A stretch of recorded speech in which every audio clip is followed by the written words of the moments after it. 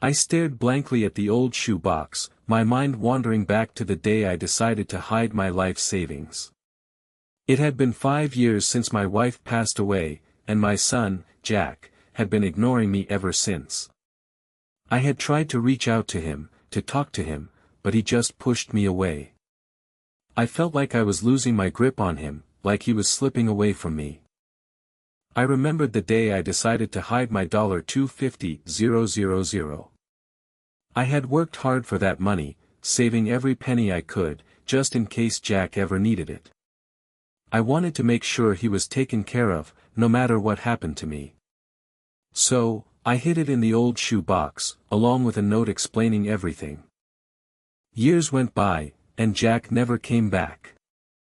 I thought I had lost him forever, that he would never forgive me for whatever it was that I had done wrong. But then, one day, I received a call from him. He sounded different, his voice was shaking, and he seemed nervous. "Dad, I need to talk to you," he said. "I'm in trouble, and I need your help." My heart skipped a beat as I heard those words. I had been waiting for this moment for so long, and now that it was finally here, I didn't know what to say. "What's wrong, Jack?" I asked, trying to keep my voice steady. "I owe some people money," he said. "A lot of money. And if I don't pay them back, they'll hurt me." I felt a wave of anger wash over me as I heard those words. Who was Jack involved with? And why was he in so much debt? "How much do you owe them?" I asked, trying to keep my cool. $50,000, he said. "And I need it by the end of the week." I took a deep breath, trying to think of what to do. I had the money, of course, but I wasn't sure if I wanted to give it to him.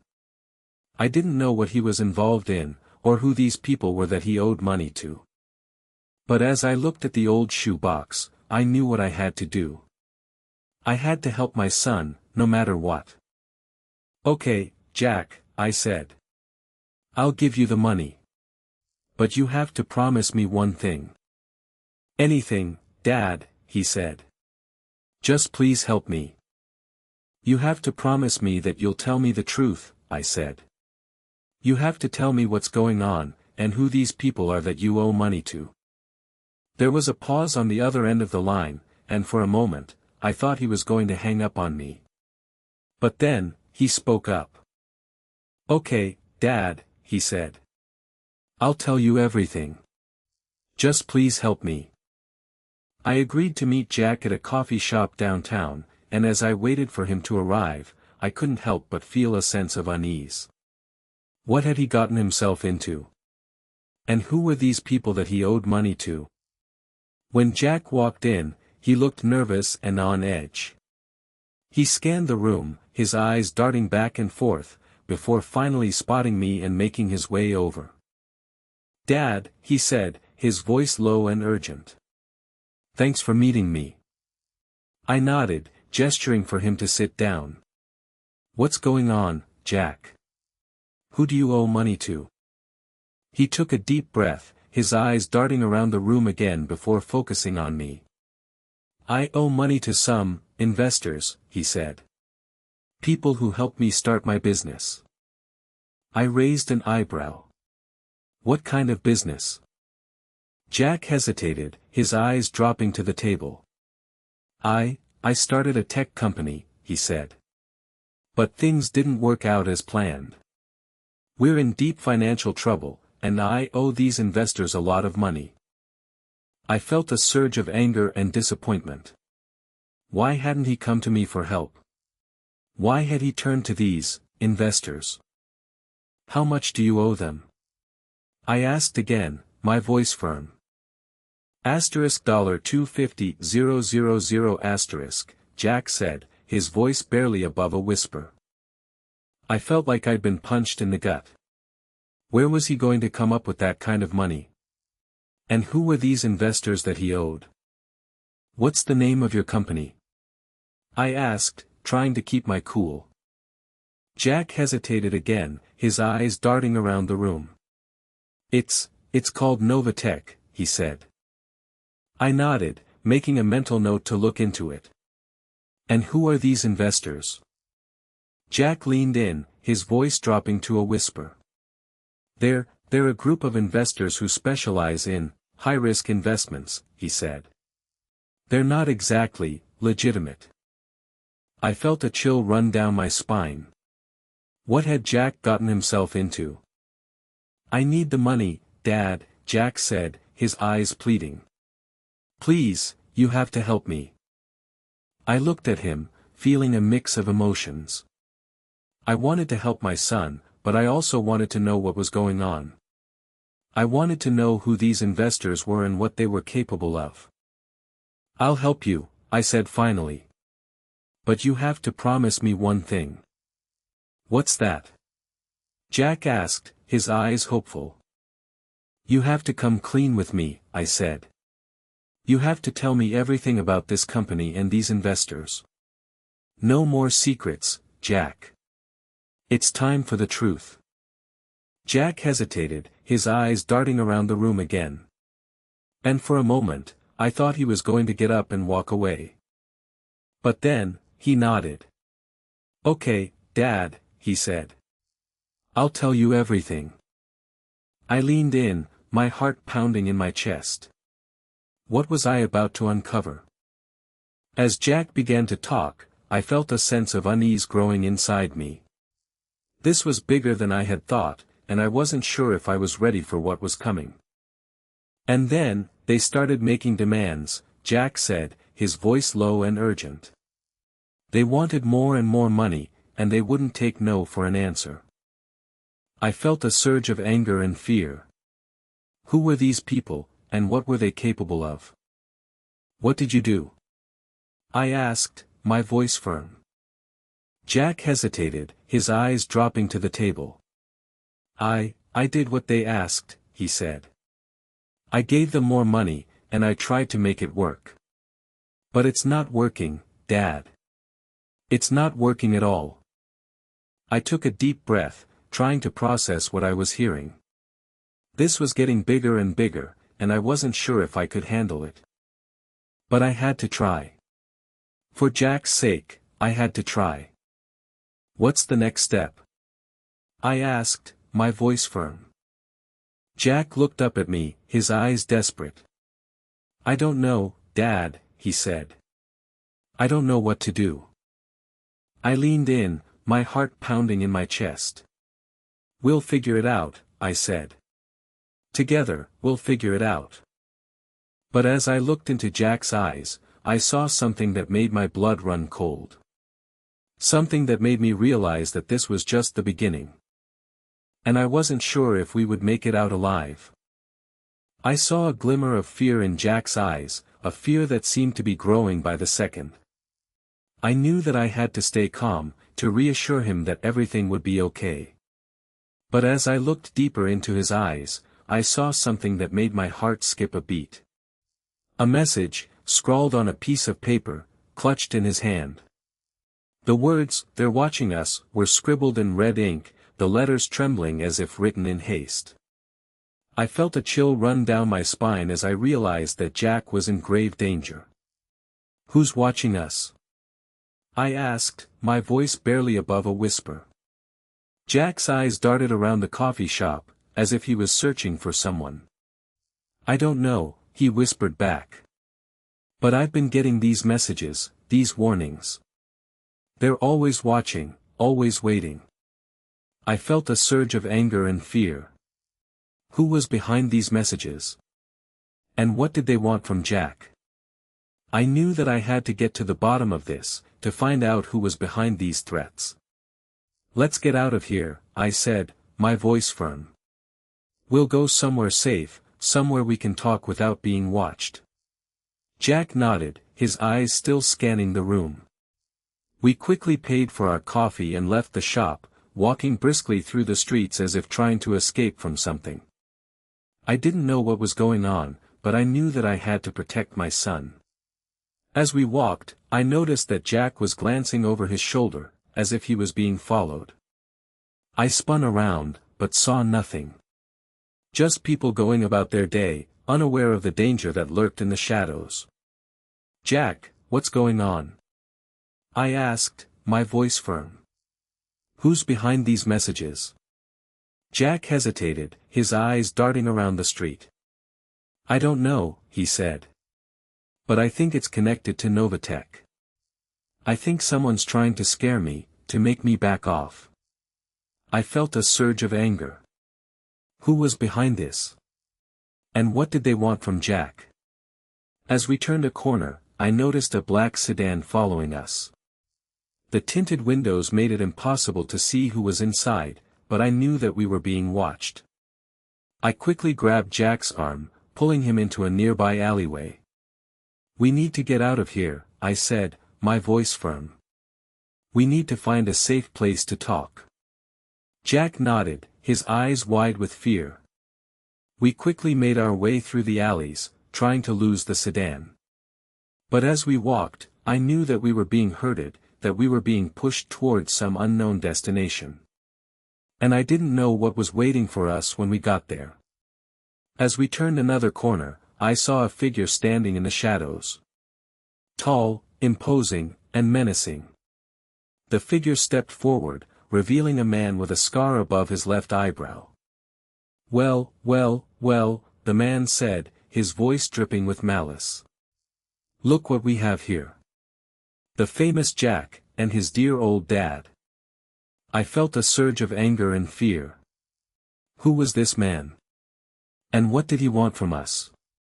"What do you want?" I asked, my voice firm. The man smiled, his eyes glinting with amusement. "Oh, I think you know," he said.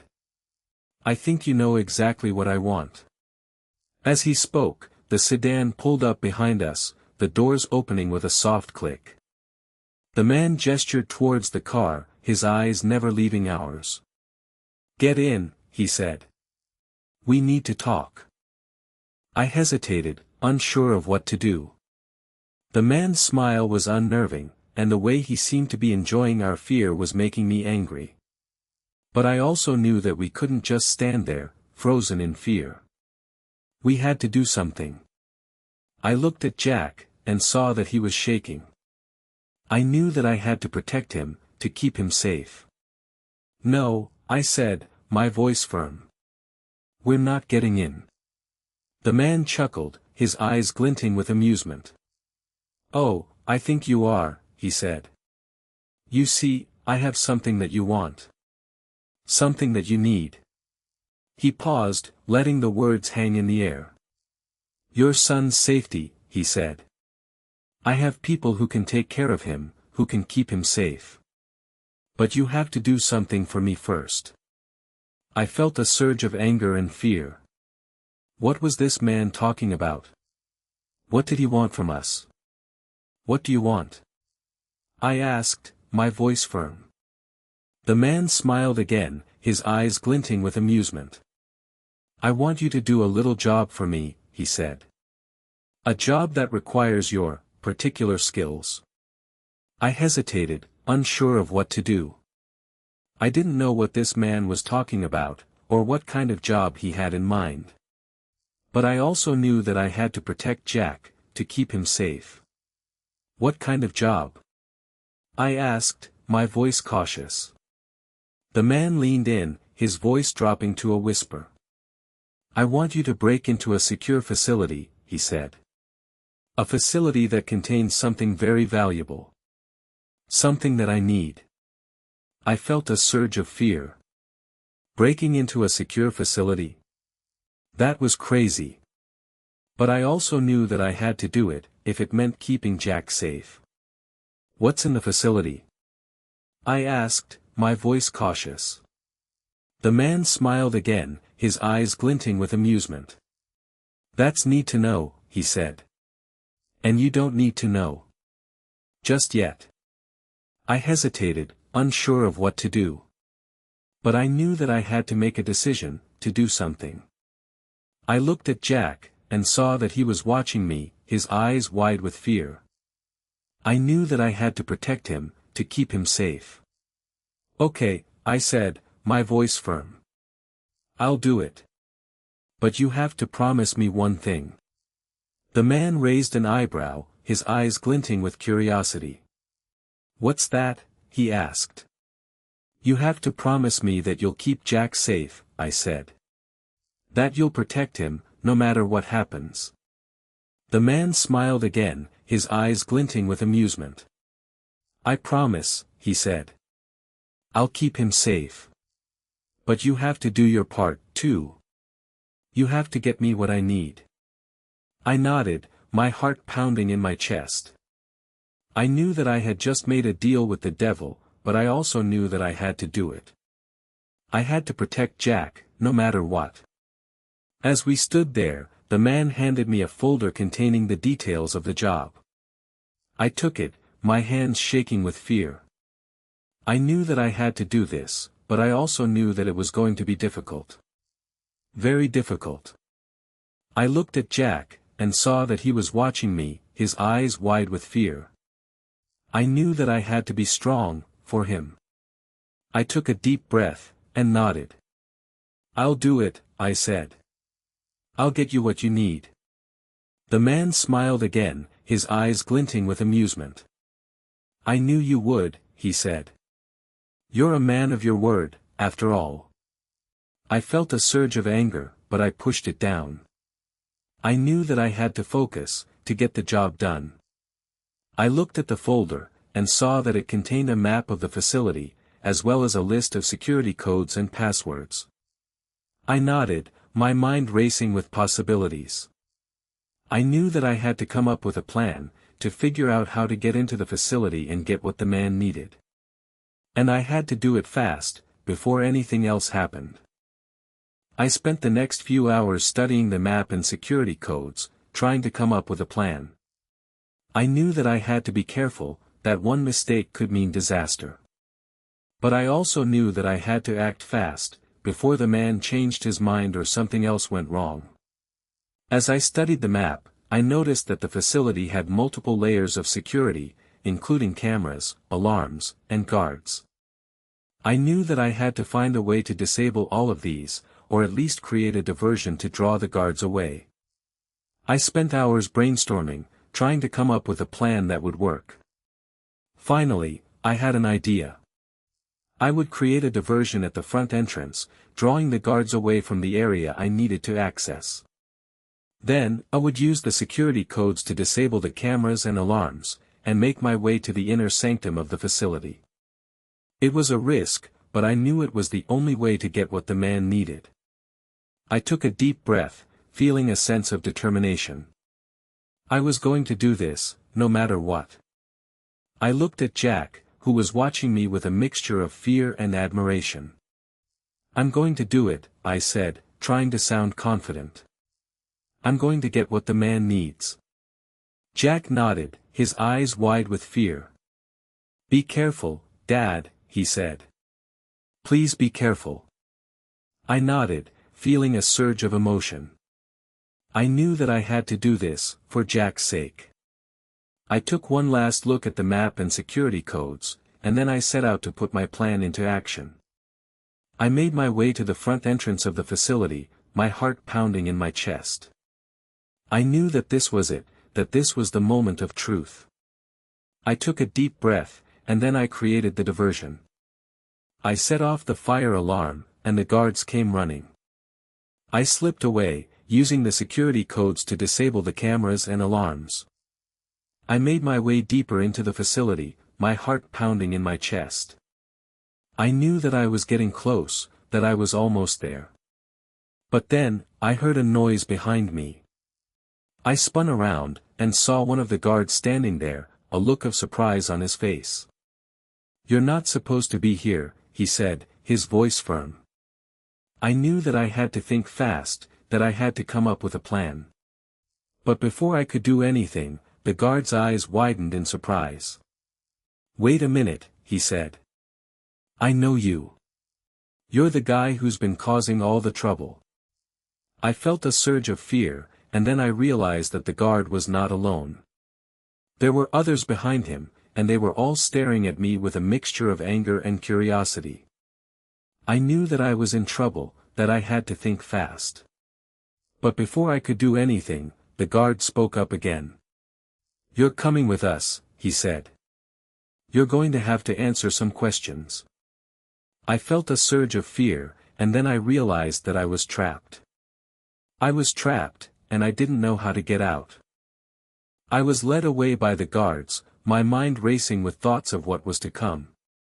I knew that I had to think fast, that I had to come up with a plan to get out of this situation. But as I was dragged deeper into the facility, I couldn't shake the feeling that I was in grave danger. The guards took me to a small, dimly lit room, and I was thrown into a chair. One of the guards stood over me, his eyes glinting with malice. "So, you're the one who's been causing all the trouble," he said, his voice dripping with contempt. I didn't answer, my mind racing with thoughts of how to get out of this situation. The guard leaned in, his face inches from mine. "You're going to tell us everything," he said, his voice low and menacing. "You're going to tell us what you're looking for, and why you're doing it." I shook my head, trying to clear my thoughts. I knew that I had to think fast, that I had to come up with a plan to get out of this situation. But before I could do anything, the guard spoke up again. "We know all about you," he said, his voice dripping with malice. "We know all about your little plan to break into the facility. And we know all about your son." My heart skipped a beat as I heard those words. What did they mean? What did they know about Jack? I tried to speak, but my voice caught in my throat. The guard leaned in closer, his eyes glinting with malice. "You see, we've been watching you," he said, his voice low and menacing. "We've been watching you for a long time. And we know all about your little secrets." I felt a surge of fear as I heard those words. What secrets was he talking about? What did they know about me? The guard leaned back, a smile spreading across his face. "You're going to tell us everything," he said, his voice dripping with malice. "You're going to tell us all about your little plan, and all about your son." I knew that I had to think fast, that I had to come up with a plan to get out of this situation. But before I could do anything, the door to the room burst open, and a figure strode in. "Enough," the figure said, its voice firm and commanding. "I think we've heard enough for now." The guards stepped back, their eyes dropping to the floor. I looked up, trying to see who had spoken. And then I saw him. The man with the scar above his left eyebrow. The man who had started all of this. He smiled, his eyes glinting with amusement.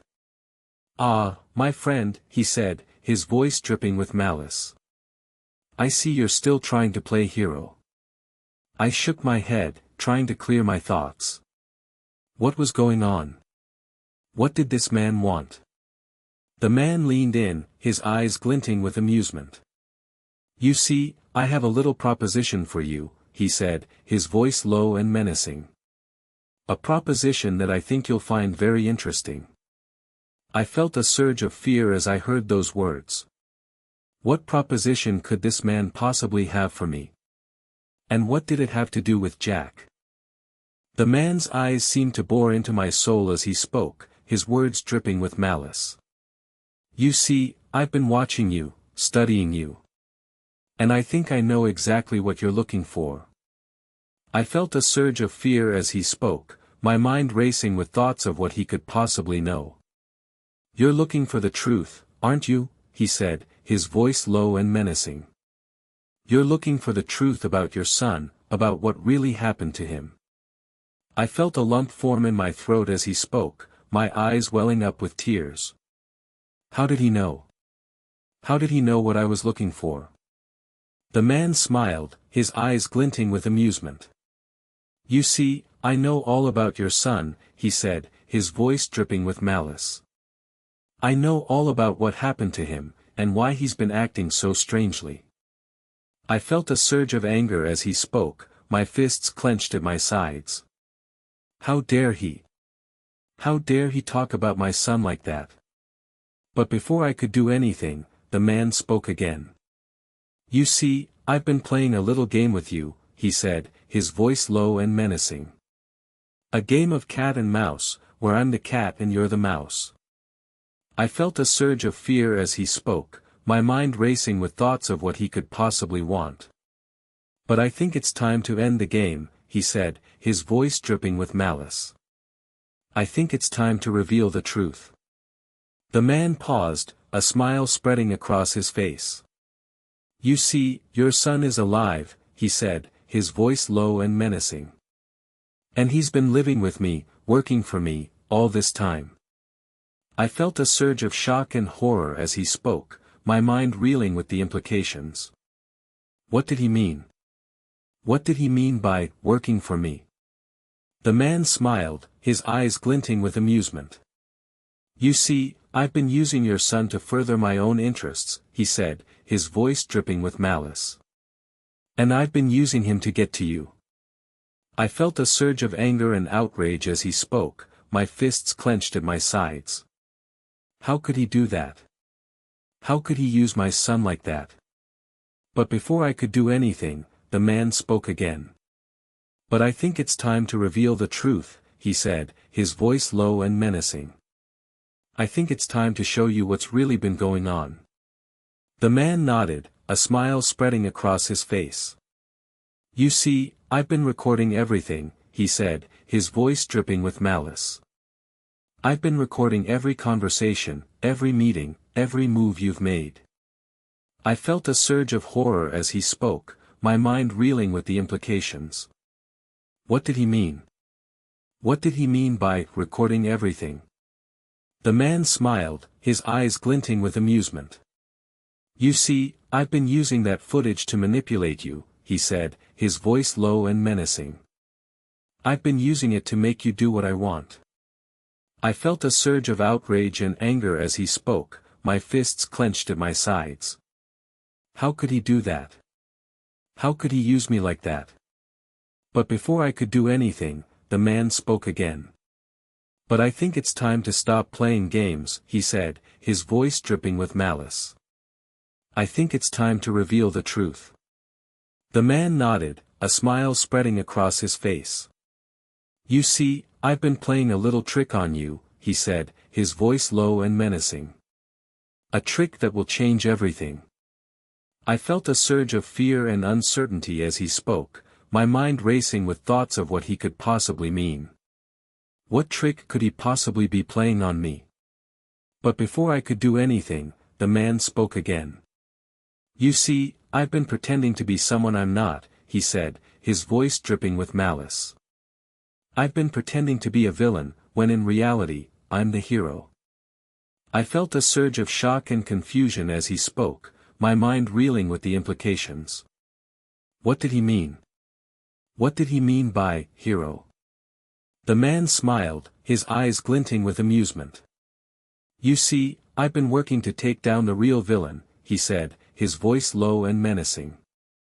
The villain who's been manipulating you, using you for their own gain. I felt a surge of outrage and anger as he spoke, my fists clenched at my sides. Who was the real villain? Who was behind all of this? The man smiled, his eyes glinting with amusement. You see, the real villain is someone close to you, he said, his voice dripping with malice. Someone who's been using you, manipulating you, all this time. I felt a surge of shock and horror as he spoke, my mind reeling with the implications. Who could it be? Who could be behind all of this? The man nodded, a smile spreading across his face. You see, I've been working to expose the truth, he said, his voice low and menacing. The truth about the real villain, and their plans. I felt a surge of hope and determination as he spoke, my mind racing with thoughts of what I could do. I could help him, I could work with him to take down the real villain. The man smiled, his eyes glinting with amusement. You see, I've been waiting for you, he said, his voice dripping with malice. I've been waiting for you to realize the truth, to see the villain for who they really are. I felt a surge of anger and outrage as I realized the truth, as I saw the villain for who they really were. It was the man who had been manipulating me, using me for their own gain. The man who had been pretending to be my friend, my ally. The man who had been playing me all along. I felt a surge of rage and anger as I realized the truth, as I saw the villain for who they really were. I was going to take them down, I was going to expose them for who they really were. And I was going to make them pay for what they had done. The man smiled, his eyes glinting with amusement. "You see, I've been waiting for you," he said, his voice dripping with malice. "I've been waiting for you to realize the truth, to see the villain for who they really are." And with that, he revealed the truth that would change everything. The truth that would expose the villain, and bring them to justice. The truth that would set me free, and allow me to finally find peace.